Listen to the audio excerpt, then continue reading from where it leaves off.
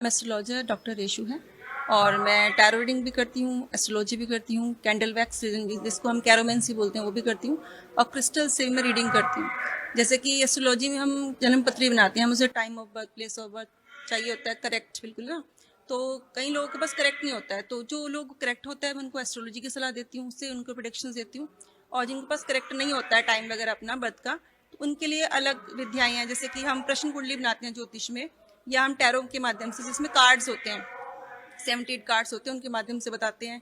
और क्रिस्टल्स जो होते हैं जमीन से निकलते हैं, ठीक है ना। जमीन का जो कोर होता है, जो जिसे कहते हैं ना, बिल्कुल जमीन के अंदर जाके, पृथ्वी लोक में अंदर की तरफ, जिसे पाताल लोक भी बोलते हैं। तो इस तरह से जमीन के कोर में से, जैसे ज्वालामुखी में से, ज्वाला में से कई तरह के पत्थर निकलते हैं, तो वो बहुत प्योर होते हैं। जो जमीन के अंदर से चीज निकल रही है तो उनके अंदर पॉजिटिव एनर्जीज होती हैं, ठीक है ना। उनको हम अपनी तरफ से चार्ज भी करते हैं, उसके बाद उनसे प्रश्नों के उत्तर लेते हैं। अपना एक चार्ट बनता है जिसको मैं ऊन पे बनाती हूँ, ऊन के ऊपर चार्ट बनता है पूरे 12 भाव का। और उसमें जैसे कुंडली में तो हम ज्योतिष में ग्रह देखते हैं, गोचर चलता है, वहाँ गोचर मैं उस रीडिंग के अकॉर्डिंग बनाती हूँ अपनी तरीके से, कि कौन सा क्रिस्टल कहाँ प्लेस हो रहा है, उसका क्या रिजल्ट निकल रहा है, उससे भी मैं लोगों को आंसर्स देती हूँ।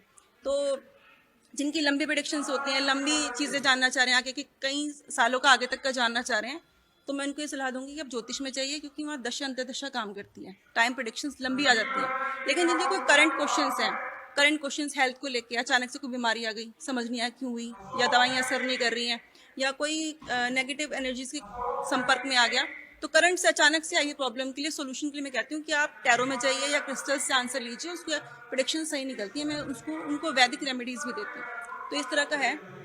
बाकी ये है कि जैसे अभी जानते हैं कि ग्रह 9 तरह के होते हैं, 9 ग्रह होते हैं। 7 तो हमारे नॉर्मल ग्रह होते हैं, 2 छाया ग्रह राहु केतु मानते हैं हम, ठीक है। तो उनका भी हमारे जीवन में बहुत प्रभाव पड़ता है, ठीक है। कुंडली में उनकी प्लेसमेंट अगर सही ना हो तो हमें रिजल्ट नहीं मिलता कई बार। तो रिजल्ट अगर प्रॉपर चाहिए आप, तो कुंडली का विश्लेषण कराइए, क्योंकि कुंडली को, ज्योतिष को हम 5वां वेद मानते हैं। ये वेद का नेत्र मानते हैं, कि वेद के नेत्र हैं। जैसे 4 वेद है हमारे पास, तो वेद का नेत्र, वेदों में इनका वर्णन है। एंशियंट साइंस है, हमारी सनातन धर्म की सबसे पुरानी विद्या है ज्योतिष। तो और यही ये मदर भी है, ज्योतिष से ही सारी चीजें बाहर निकली हैं।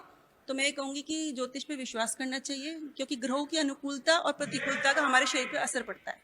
जितने भी नक्षत्र हैं सब विद्यमान है यूनिवर्स में, और ये नासा भी प्रूव कर चुका है कि जितने भी नक्षत्र हैं सब ब्रह्मांड में है। उनकी फोटोग्राफ्स भी, आप नासा की साइट पर जाइए, वहाँ आपको साइंटिफिकली प्रूव मिलेगा कि सारे नक्षत्र अवेलेबल हैं, सारी राशियां, सबकी साइंस, जो हम जोडिक साइंस देखते हैं वो साइंस भी, सारे के सारे साइंस भी अवेलेबल हैं ब्रह्मांड में। तो उन, जब सब कुछ अवेलेबल है, साइंस भी प्रूव कर चुकी है, तो हमारी जो एंशियंट साइंस है वो तो उससे भी ज़्यादा पुरानी है। तो ग्रहों पर विश्वास कीजिए, अपनी कुंडली का विश्लेषण अच्छे से करवाइए, ताकि आपको प्रॉब्लम पता चल सके कहाँ आ रही है। अब मैं आपको जनरली लोगों को बताना चाहूंगी कि जैसे कि 7.5 से लोग बहुत डरते हैं, शनि की 7.5 चल गई, ढैया चल गई, सभी के जीवन में 3 बार तो आती ही है। तो उसके लिए एक सरल सा उपाय बता रही हूँ आपको। किसी के पास कोई कुंडली ना भी दिखाए तो भी बस इतना पता होना चाहिए कि आपका शनि सैटर्न की दशा गोचर में है, शनि आपकी 7.5 लगी हुई है, ढैया लगी हुई है। चाहे आपको हेल्थ इश्यूज हो रहे हो, या फिर आप चाह रहे हो कि शनिदेव हमसे प्रसन्न हो जाए। शनि 7.5 किसी के लिए जरूरी नहीं खराब ही हो, तो उनके लिए मैं कहूंगी कि अगर आपको कुछ भी समझ में नहीं आ रहा है, तो शनि देव को प्रसन्न करने के लिए बहुत सारे उपाय हैं, पर सबसे उच्च का उपाय मैं आपको बताने जा रही हूँ कि अगर आप शनि देव की, शनिवार के दिन अगर आप हनुमान जी की पूजा करते हैं, हनुमान जी की प्रतिमा के सामने बैठते हैं, उनको पीपल के पत्ते और लौंग के पत्ते की माला बना के पहनाते हैं, राम नाम लिख के हनुमान जी को पहनाइए, और शनिदेव का ध्यान कीजिए। शनिदेव का ध्यान करते हुए हनुमान जी को पहनानी है। आप 11 लौंग लीजिए, 11 पीपल के पत्ते लीजिए। पीपल के पत्ते एक दिन पहले लेके आइए, शुक्रवार के दिन उनको अच्छे से गंगा जल से धोइए, पेड़ से प्रार्थना करके लेके आइए कि आपको हनुमान जी को अर्पित करने हैं। उस पर राम नाम लिखिए, जय जय जय हनुमान गोसाई कृपा करो गुरुदेव की नाई, ये बोलते हुए हर पत्ते पर राम नाम लिखिए। लाल चंदन से, अष्टगन से लिख सकते हैं, रोली से लिख सकते हैं। एक मौली लीजिए, एक लौंग बांधिए, एक पीपल का पत्ता बांधिए, फिर एक लौंग, एक पीपल का पत्ता, इस तरीके से 11 लौंग और 11 पीपल के पत्ते एक मौली में बांध के हनुमान जी को माला अर्पण कीजिए। ये काम आपको 11 मंगलवार करना है। कोई भी परेशानी हो आपके जीवन में, चाहे वो शनि से संबंधित ही हो मुख्य रूप से, या कोई से भी जीवन में आपको कोई जॉब नहीं लग पा रही है, शादी नहीं हो पा रही है, ठीक है, मंगली है, या कुछ भी रीजन है, या कोई भी काम में आपकी अड़चन आती है, अड़चन को दूर करने का ये उपाय सबसे सिद्ध उपाय है ये। और मैंने तो यहाँ तक भी एक्सपीरियंस किया है कि लोगों 11 मंगलवार पूरे भी नहीं होते, 5वें 6ठे मंगलवार में लोगों को काम हो जाता है। फिर भी अगर आपका काम होता है तो ये 11 मंगलवार का संकल्प आप पूरा कीजिए, शनिदेव की प्रसन्नता मिलेगी, हनुमान जी की प्रसन्नता मिलेगी, मंगल ग्रह की प्रसन्नता मिलेगी, और जितने भी ग्रह बाकी की कुंडली में वो सब आपके बैलेंस होते चले जाएंगे। तो एक बहुत ही सिंपल सी मैंने आपको रेमेडी बताई है जो बहुत ज़्यादा इफेक्टिव है, स्पेशली शनिदेव के लिए, उसके अलावा मंगल ग्रह के लिए। और ये सभी अगर आपने इनको प्रसन्न कर लिया तो सारे ग्रह आपके अनुकूल हो जाएंगे। ये मैंने आपको रेमेडी दी है। तो इस तरह की चीज़ें हैं, ज्योतिष में विश्वास कीजिए, विश्वास करेंगे तो आपके काम बनेंगे। अगर आप विश्वास नहीं करेंगे तो आप पत्थर की मूर्ति को पूज रहे हैं, अदरवाइज कुछ भी नहीं होगा।